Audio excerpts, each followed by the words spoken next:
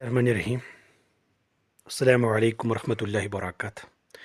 دنیا میں عصبیت کی بنیاد پہ قومیں بنائی گئیں، عصبیت کی بنیاد پہ لوگوں کے ساتھ جو برتاؤ کیا گیا، اسلام صرف اور صرف انسان اور اشرف المخلوقات جو ہے اس کے کام کی بنیاد پہ، اس کے اعمال کی بنیاد پہ، اس کے نظریات کی بنیاد پہ دیکھتا ہے۔ اس چینل کو سبسکرائب کریں۔ آریائی تہذیب مثال کے طور پر آپ سب سے قدیم و آریہ تہذیب کو لے لیجئے۔ وہ جہاں بھی گئے اپنے ساتھ نسلی برتری کا تصور لے کے گئے۔ وہ ایران میں رہے تب بھی اس تصور کے ساتھ رہے، اور ہندوستان میں آئے تب بھی ان کے ساتھ یہی تصور تھا۔ ان کے نزدیک برہمن سب ذاتوں سے بلند و برتر تھا۔ باقی جتنے بھی طبقات یا ذاتیں معاشرے میں پائی جاتی تھیں ان میں فروتر و کم حیثیت تھیں۔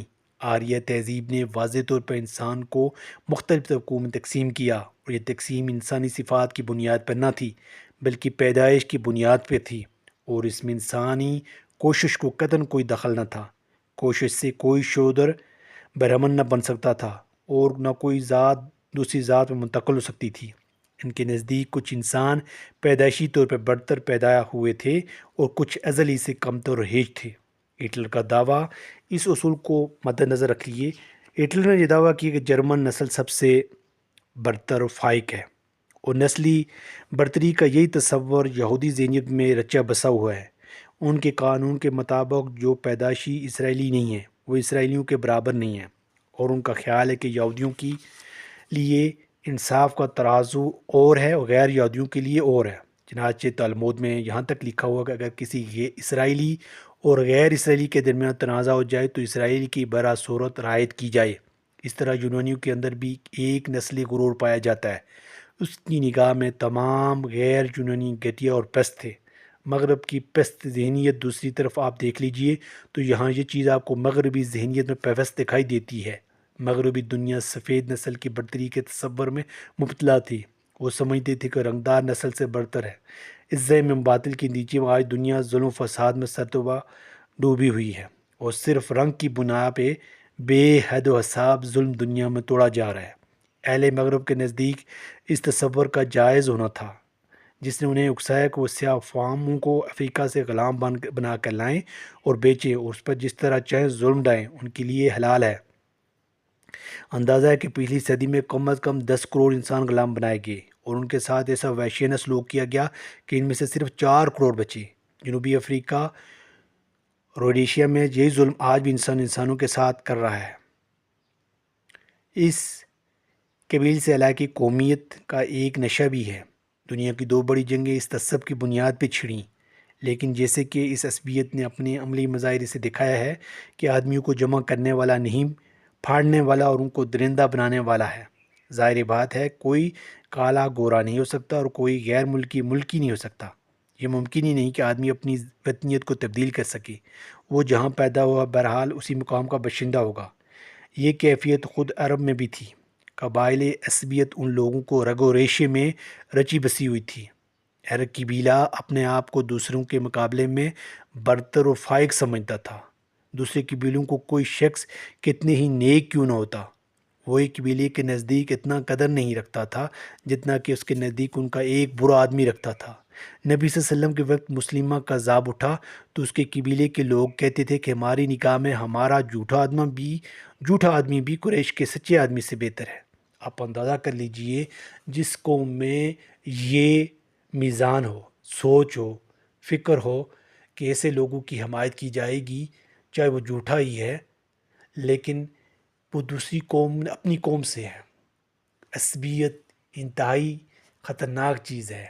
ہمیں عصبیت، نبی صلی اللہ علیہ وسلم نے عصبیت کو جاہلیت سے تصور کیا، تصور سے کہا، اس کو بار بار کہ یہ اس سے بچیں۔ ہم صرف انسانوں کی قدر کریں، اور انسانوں کو سیدھا اور سچا راستہ اسلام کی طرف دکھانے کے لیے ہماری کتنی کوشش ہو سکتی ہے۔